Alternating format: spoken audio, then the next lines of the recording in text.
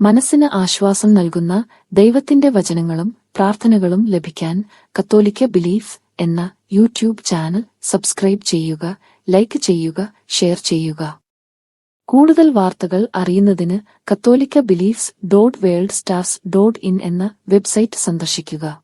മക്കളെ ഇങ്ങനെ ശാസിച്ചും വഴക്ക് പറഞ്ഞും തിരുത്തിയും ഹേമിച്ചും പീഡിപ്പിച്ചും ധ്യാനകേന്ദ്രങ്ങളിലേക്ക് വലിച്ചിഴിച്ചും കൗൺസിലിംഗ് റൂമിലേക്ക് തള്ളിയിട്ടും ഒക്കെ നന്നാക്കുന്നതിന് മുമ്പ് നന്നാവാൻ ഒരു വഴിയുണ്ട്. എന്തെന്നറിയാമോ? നമ്മൾ വിശുദ്ധരാവണം. ഞാൻ പറയുന്നത് നിങ്ങളുടെ കുഞ്ഞുങ്ങൾ നശിച്ചു പോയത് നിങ്ങൾ മോശമായതുകൊണ്ടാണെന്നല്ല, അങ്ങനെ തെറ്റിദ്ധരിക്കരുത്. അങ്ങനല്ല. വിശുദ്ധരാവാൻ എന്താ ചെയ്യണ്ടേ? നമ്മൾ വിശുദ്ധരാവണം. അതാണ് ഈശോ പറഞ്ഞത്, പിതാവേ അവർക്ക് വേണ്ടി ഞാൻ എന്നെ വിശുദ്ധീകരിക്കുന്നു. കുടുംബം ഒരു യൂണിറ്റാണ്.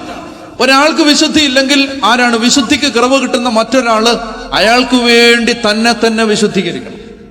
ഓരോ ചെറിയ ഏറ്റവും ചെറിയ നിസാര പാപം പോലും കുമ്പസാരിച്ച് അനുദപിച്ച് പാപം ഉപേക്ഷിച്ച് കർത്താവിന്റെ സ്നേഹത്തിൽ ജീവിക്കാൻ പരിശ്രമിക്കുമ്പോ അതിന് വലിയ പവറുണ്ട്. അതാണ് ഒരുവൻ നികൃഷ്ടമായ അവസ്ഥയിൽ നിന്ന് തന്നെ ശുദ്ധീകരിച്ചാൽ യജമാനന് ഗ്രഹനായകന് പ്രയോജനകരമായ വിശിഷ്ടമായ പാത്രമാക്കി മാറ്റും. എന്താ ചെയ്യാൻ പാടുന്നറിയാം? ദൈവം ഈ തലമുറയിലെ ആ വിശുദ്ധരായ മക്കളെ എടുത്ത് ദൈവരാജ്യത്തിന്റെ വലിയ കാര്യങ്ങൾക്ക് വേണ്ടി ദൈവം ഉപയോഗിക്കും.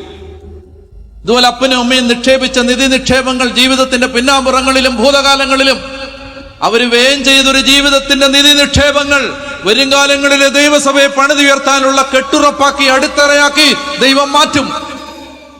അതുകൊണ്ട് വിശുദ്ധി നിസ്സാര കാര്യമല്ല. ആ വിശുദ്ധിക്ക് വേണ്ടി ആഗ്രഹിക്കണം.